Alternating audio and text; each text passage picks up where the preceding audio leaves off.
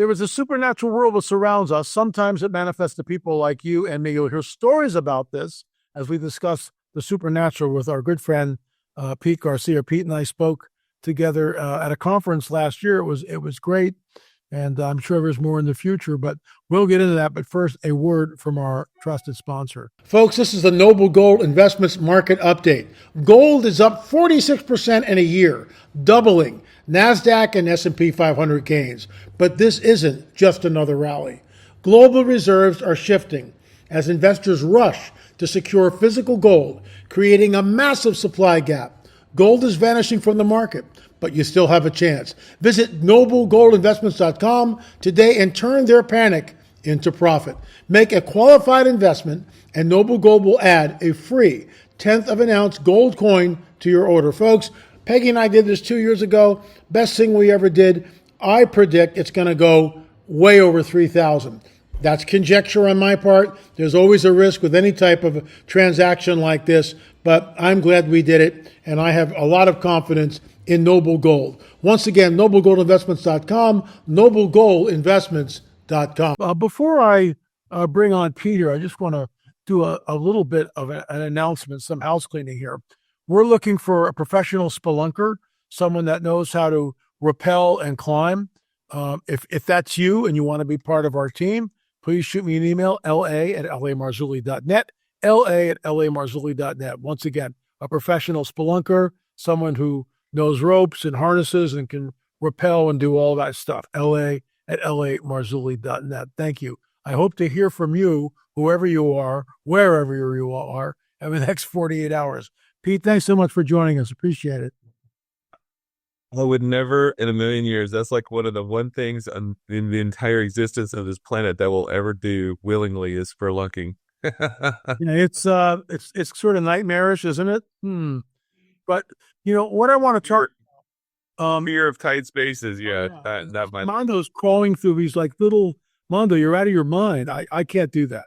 That I can't do. I can go into a cavern, but I'm not going through some tunnel and then get stuck halfway. Yep. Not gonna do it. My first question to you is this: a lot of people that are naysayers, that are looking at the rapture of a church, oh, it's an invention of Darby, and they go on that rabbit trail. How do you address those folks? Well, I mean, first of all, if people are just general skeptics, they're skeptical about, I guess it depends on the person, but if they're skeptical about all things supernatural, we start there. And if they believe in the supernatural, then we start there. So I guess it's kind of where their belief system is. But, I'm a huge history fan, and I just point out that every kingdom, every empire, every nation that's ever come before us has come and gone. And they all believe that the way things were in their lifetime, the way things were at the height of their power was the way things always would be, and it's never worked out that way. So we can just see from the consistency of history that everything comes to an end.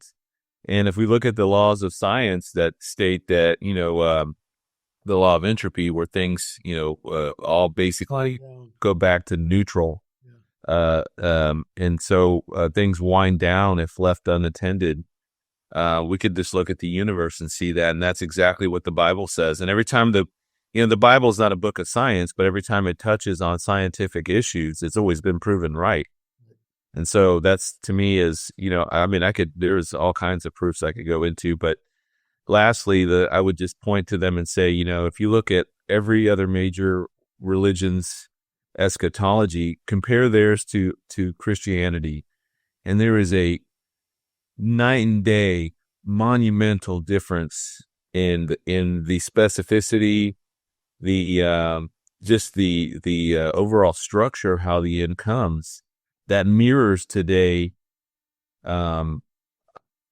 unlike any other belief system out there. I mean, if you look at Islam's eschatology, they got some pretty wonky things in there, and it's really, really, really generic. It could mean anything. But Christianity, it does talk about, the world will come under one global system. that will ultimately be controlled by one man, and he will have his aide de camp, the false prophet, also control all the buying and selling, and it will be tied to people's worship, and their worship will be of this man who I don't believe is fully human. And if we look at the technology today, you look at the world's religions, you look at geopolitics, you look at everything, it's all pushing in that direction. It's almost inescapable. Do you think the Antichrist, you mentioned you don't think he's human, fully human. I don't think he is either. Do you think that it could be a hybrid, i.e. a modern day Nephilim?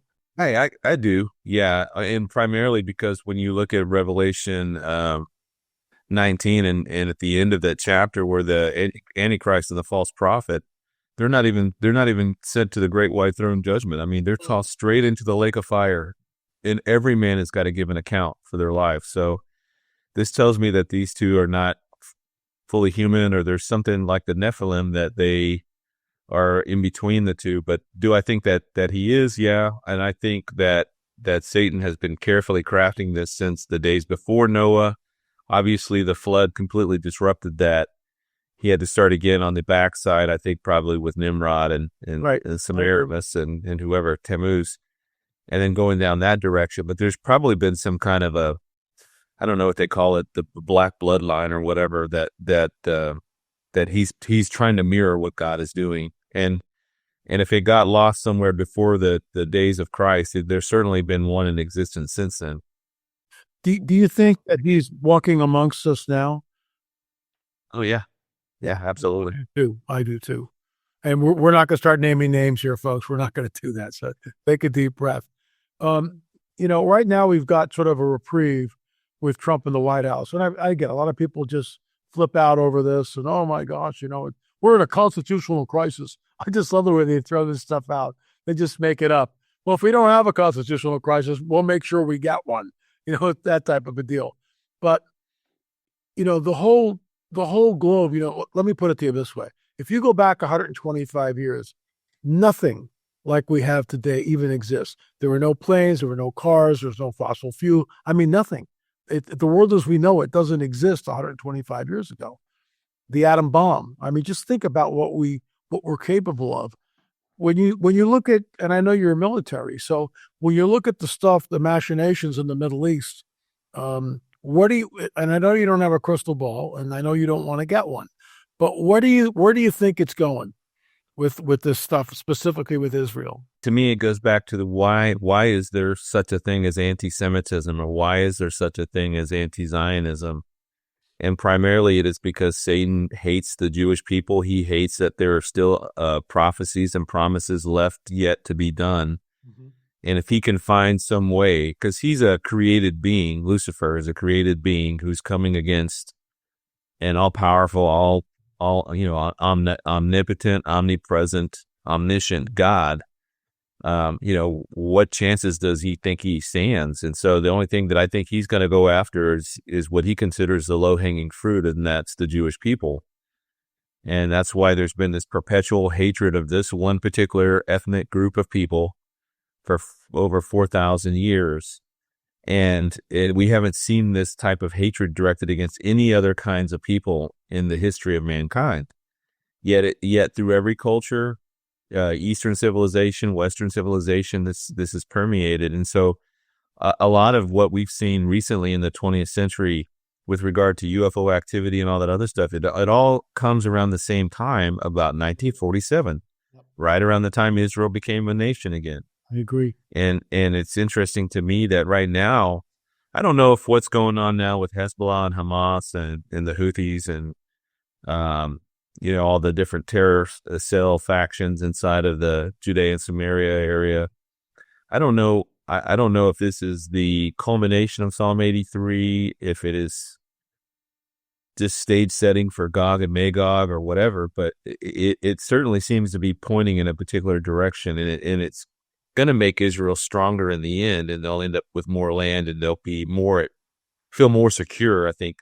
Just look what happened recently with Syria. I mean, they took over 20 kilometers of the Syrian side of the Golan Heights to build a bigger buffer zone, and now they've incorporated parts of the southern part of Damascus, the suburbs, to protect certain Alawite and Druze communities that are there. And so all this to say is that Israel is the key linchpin nation to watch for the last days. Everything else hinges around it. It's not the side issue. It's not the peripheral issue. It's not some kind of a thing we can live with or without in terms of MAGA or, the MAGA movement. It's intricately tied to our nation's blessings. And if our nation wants to continue to be blessed, then we need to continue to support Israel. And Israel's not perfect, and Israel makes mistakes, and Israel, Absolutely.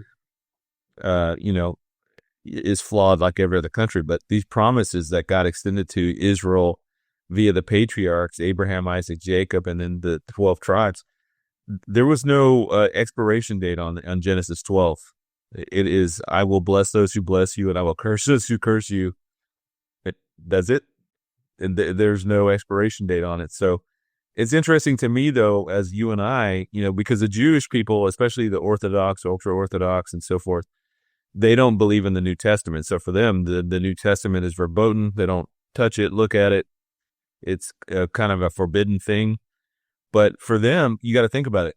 The Battle of Gog and Magog in Ezekiel 38, that's like their second coming. That's like their Armageddon. That's what they consider to be their Armageddon. And so at the end of that Armageddon for them, when that happens, and I think it happens after the rapture, but before the 70th week starts, that's why I think they enter into this false peace, because for them, Ezekiel 38 is Armageddon. They don't look at Revelation 19. They don't, that's be like you and I looking at some prophecy in the Book of Mormon or the Pearl of Great Price or some other Mormon book. We wouldn't accept that as authoritative because, we have our reasons, logical reasons for that. But the Jewish people don't look at the New Testament as authoritative or even part of their belief system. Right. So for them, Armageddon is going to be the Battle of Gog and Magog. So I think they're lulled into that peace immediately afterwards because they think they've already gone through the worst of it. They don't have the book of Revelation to explain all the things in Daniel or to explain all the things in Ezekiel or Zechariah or anywhere else. So I think that's part and parcel of how they get sucked into this peace deal, this 7-year peace deal. Interesting. What are your thoughts on AI? I have my own thoughts, and I'm not going to tell you what they are, but I mean, this is, I think, well, I just lied. I mean, I am going to tell you what I think. I think it's a Rubicon. I think it's a line in the sand. Your thoughts? I kind of view it just as a tool that has great potential to be abused, much like splitting the atom or whatever. Right. I mean, we could have simply used the fission and fusion for energy purposes and never even used it for a bomb or never even considered the militarization of it or weaponization of it. And it's the same thing with AI. I think it's a tool in any, I see like an amped up or ramped up Google search. You type something in there, you say, hey, I want to find this. It finds it for you in spades, and then it says, hey, what do you want to do with this? So it takes it to that next step. Do you want to write a sonnet? Do you want to tie this into some type of a presentation? Do you want to, email all your 50 best friends or, whatever the case is? It takes that search engine to the next level. So I do think it's a very powerful tool for sure. And it will definitely wreak havoc on a lot of different industries going forward. I mean, I called for pizza tonight. I'm in a hotel room and I called to order a pizza, and I got some AI program that took basically all of my initial stuff. And then it went to a screening call. The screening call said, they weren't even in the town I'm in. They're just ordering through the system for this pizza chain. And then I finally get to the last, I don't even think I actually talked to somebody at the store. I think the rest of it was AI done. Wow. Through the system. So instead of calling a pizza place and you've got super noisy background and you got the one, frantic 17-year-old trying to take your order and then deal with the customers in front of them and all the pizzas behind them.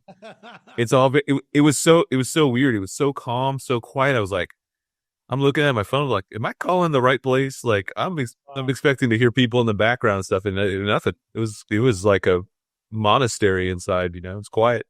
Wow. Yeah, we're definitely in a window of time that's unprecedented. It talks about in the biblical narrative, specifically Matthew 24, the Synoptic Gospels, Luke 21, Mark 13, wars and rumors of wars, famines, pestilence, earthquakes in diverse places, troublesome times. Do you think we're in that window of time that Jesus is warning us about? Yeah, I do. I think, I don't think we are. It gets hard when you're looking at the beginning of the Olivet Discourse and trying, especially Matthew's version, to pinpoint exactly where we are in that, because we can see a lot of those things in our present day and have seen it since I'd say go back to World War One.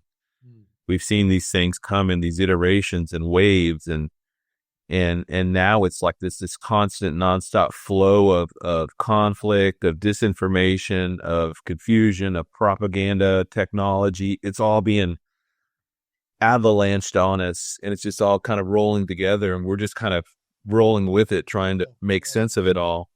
I think God gave us prophecy to tell us these things ahead of time, because I was thinking about, one of the more practical aspects of prophecy is that 1 second after the rapture, the world is going to go from natural to supernatural in a moment of time, and it's going to go from normal to abnormal. It's going to go, the world's going to be flipped on its head.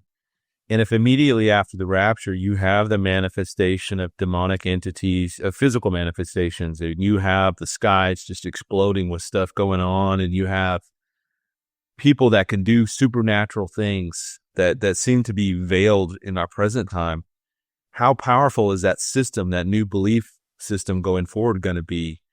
And the only thing that could counter that wave of just supernatural phenomenon that's going to start happening 1 second after the rapture is the foreknowledge that this was all told ahead of time. Mm-hmm.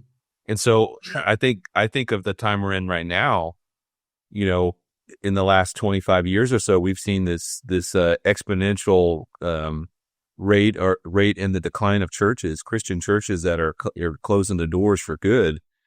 And all of those churches are tied to missionaries, mission churches across the world. And so when that church in the States closed down, part of that funding stream closes down for the missions. And eventually those missions start closing down. But what at the same time that this exponential decline in brick and mortar churches is happening, what has God allowed to replace it and even exceed it? It's the internet. It's social media. I mean, we get people on our channels that from all over the world, even places that we normally that don't have churches and don't have, historic ties to Christianity. This is a huge open door, and I think God has allowed this open door to happen. And we're going to keep talking about the rapture, and we're going to get sharper in our understanding of it. We're going to look at the past, 20 years, and the type of people that God is bringing into his fold are coming in from all different backgrounds and all different specialties and all different focus areas. And I think that you and I and Mondo and Andy Woods and Glee Brainerd and Tom Hughes and all of the people that we know, and even the people we don't know. I didn't know who Rick Renner was for right till just I the was last. just introduced to him this year, right? Yeah, this year, and because he'd spent most of his time doing ministry in Russia, Right. so we had no idea knowing this guy existed. But he's a wealth of information, and then this is going to keep happening until God closes that door, just like on the ark. When God shuts that door, it's shut. And so one day soon, we're going to get that upward call like John did, on the island of Patmos. He's going to see that door open heaven, and he's going to hear the words, "Come up here." Boom, we're going to be gone. And then the people that are left behind, now all they're armed with is what we've been able to put out in terms of information on YouTube, books, websites, articles, left behind kits, all that stuff that people are doing now. God is stirring us up to generate this stuff, because I think it's going to be necessary immediately after the rapture. And we don't know how that's all going to shake out or how it's all going to work out. I have no idea myself. I just feel very strongly in my bones that that's what we're supposed to be doing right now. And we keep talking about it. We don't shut up. Even though the pulpits have shut up, we're not going to shut up about the soon coming of the Lord's return. It's the next major event that's going to happen. We know we're in the season. We don't know exactly how soon, but it's like when you feel a storm coming on, you feel it in your bones, man. If you just, especially the older you get, been around a little bit, you start feeling everything, and I don't know. Well, I just think that not only that, but and the closer we get, the further we get before the moment of the rapture, I think the veil is thinning between this reality and the spiritual domain. I think Chuck Missler posited there was 10 different dimensions, spiritual dimensions or whatever. Rambam's talk about too, right? Yeah, yeah. McMonides or what was his name? Yeah. But it's not out of the realm of possibility. And you and I talked briefly, and we were texting earlier this week. I sent you that study done on the wormholes, and that wormholes are mathematically, theoretically possible. In the same kind of way that Einstein and others had figured out quantum computing and quantum physics back in their day. They knew it was possible. They didn't have all the machines or anything built or anything back then, but they did the math, they did the science behind it, and realized, hey, this could actually work. That's the same idea with these wormholes. So, I mean, we're entering a very interesting time. And like I said earlier, the text today or yesterday, I was like, dude, we just live in these crazy times that like every day these new stories are breaking, and we're like, whoa, mind blown. So and just I'm going to go down a little bit of a rabbit trail, then I'll come back. But a couple of days ago, the whole Giza pyramid thing, and that's gone viral. I believe it's true. We need more information because anybody can say anything. But I do find it interesting, and it goes back into the grids, the book, The Grid of the Gods. It goes into the Giza power plant. I mean, all these people have been positing this for decades, some of them, and completely against the prevailing paradigm that Zawi Hawass and others of his ilk put forth, the idea that the Egyptians built this thousands of years ago. I'm not buying it. This is a track, folks, that we have available. It's called What is the Truth? I'm going to read this to our guest today, Pete Garcia. This is channeled information. This is information that came through a channeler.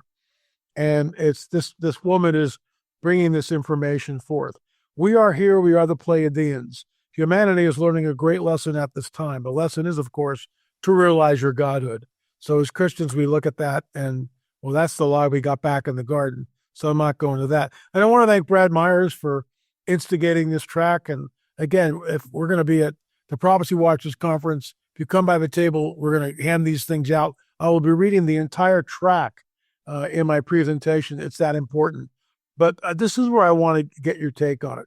This was, I heard this 50. It's probably older than you are, Pete. 50 years ago, 50 years ago, when I was in the New Age, I heard this exact thing, and this is channeled information. If human beings do not change, if they do not make the shift in values and realize that without Earth they could not be here, then Earth and its love for its own initiation is reaching for a higher frequency, will bring about a cleansing that will balance it once again. Here's what I want you to weigh in on. There is a potential for many people to leave the planet in an afternoon.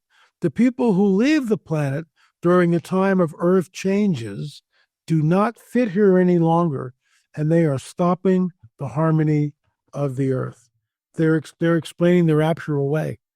It's unbelievable. Your thoughts? I mean, Satan. I mean, that certainly lends credence to the truth of not just the rapture, but the pre-tribulation rapture. Exactly. Because in that track, if it was posited within New Age theology that first there would come this terrible time of testing, and then a group of people would be mysteriously whisked away, then certainly that would be popular mantra inside of those movements, those New Age movements. I don't think you heard that. I think you just heard that people are somehow going to disappear, and they didn't resonate with the vibration of the planet anymore or whatever. So the fact that they're mentioning that the enemy is trying to get their hands around this idea of the rapture. They know it's coming. They just don't know when it's coming or how it's going to actually manifest. And I just think that's part and parcel of the end times deception that's going to be rampant 1 second after the rapture. It's just going to be, I mean, right now, deception in the world, propaganda. I mean, it's pretty bad. It's probably as bad as it's been since the days of yellow journalism and, between the Spanish-American War and World War II. It's not as overt as it was then, but it's certainly no less treacherous in its intent. But you basically have all the mainstream media and mainstream news outlets and others taking these huge kickbacks from governments to push particular messages. And I'm not even talking about Mockingbird. I'm talking about just what's been going on here, what's been exposed through Doge as of late, with these different Politico and others, taking these crazy amounts of kickbacks to keep them, float them, while most of the average Americans have rejected the message. So it's just part and parcel of this deception. And it certainly makes sense. I would expect to see Buddhists and Hindus and others have really also comparable messages regarding people disappearing. That they would also have some type of an explanation, because they got to try and make sense of this. As soon as it happens, the world is going to try and make sense of it. And thankfully, there's been this open door we've had here recently to talk about this very vocally. I think the probably the most popular prophecy person on the most popular non-prophecy channel that's gotten this level of exposure, I don't know if it's between like Amir Sarfati going on to Glenn Beck's program, or maybe a preacher or two that gets on to OAN, or maybe Fox every brief once in a while. But I mean, in terms of like the marketplace of ideas, prophecy, prophetic content like this and my channel and others, we only make up 1%, less than 1% of all YouTube content. And I did that research. Yeah, I'm sure that's pretty much the same across most of the social media platforms. Wow. 1% or less. It's less than 1%. So we're a very small community. Yet, the second after the rapture, man, people are going to be, that's going to be the number one search word in Google for like a month straight. People are, and they're going to find it until the governments begin to shut things down. But we know that there's a great harvest on the other side of the rapture, because in Revelation 7, John has shown this number of people that are martyred in their faith, or because of their faith in the tribulation. And it was a number that he couldn't even count, or the elder that was showing him this couldn't even try to describe what the number was. Yet in the very next chapter, John's told about this massive army, and it's going to be 200 million horsemen, 200 million. And he's like, I heard that number specifically. So in that one instance, there's 200 million. And this other instance in the chapter before, where there's a number that can be counted, tells me that it's significantly more than 200 million. So it looks like a great soul harvest on the other side. So I think what we're doing now is incredibly important.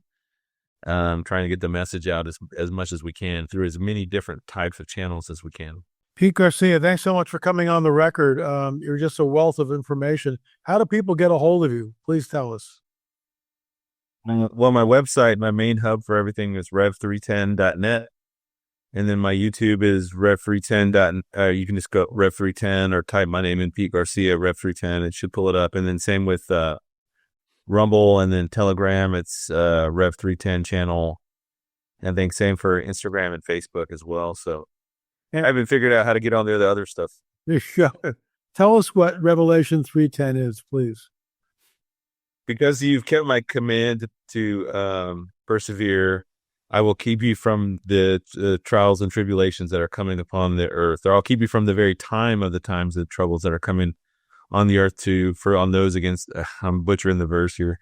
Hey, you put me on the spot. I thought I had it nailed. And it's upon the whole earth. The whole earth. Yeah. Here you go. Because you have kept my command to persevere, I will also keep you from the hour of trial that which shall come upon the whole world, to test those who dwell on the earth. So this test is coming upon the whole earth. And if you look back through time, anytime God's inflicted wrath upon the world, his rescue was requisite to the type of wrath that was being poured out. Well, Lot, always. Yeah. Wow. So thanks so much for coming on, Pete. Folks, you have his channel. You've got his information. Go check it out. Thanks so much for watching, folks. There is a supernatural world that surrounds us. Sometimes it manifests to people like you and me. Thanks for watching. We'll be back again soon with another guest, another update. Thank you. Hey guys, I'm Ashley, and I'm excited to talk to you about L.A. Marzulli's new book, Rungs of Disclosure. what has been called his most important work to date, Rungs of Disclosure uncovers the shocking truth about UFOs and UAPs, information that has been hidden from the public since the Roswell crash of 1947. The book begins with F-18 fighter pilot Commander David Fravor, who made headlines when he appeared on Tucker Carlson and stated on the record that the UFO he encountered was not of this earth. His testimony was the catalyst for this book, the first rung on the ladder of disclosure. LA warns that we are heading toward what he calls the coming Great Deception. Everything we know, now is the time to uncover the facts. Now is the time to be prepared. Visit rungsofdisclosure.com to get your copy of L.A. Marzulli's latest book today. Arm yourself with the truth about the UFO phenomenon from a biblical perspective. To explore all of L.A.'s other work, head over to lamarzulli.com.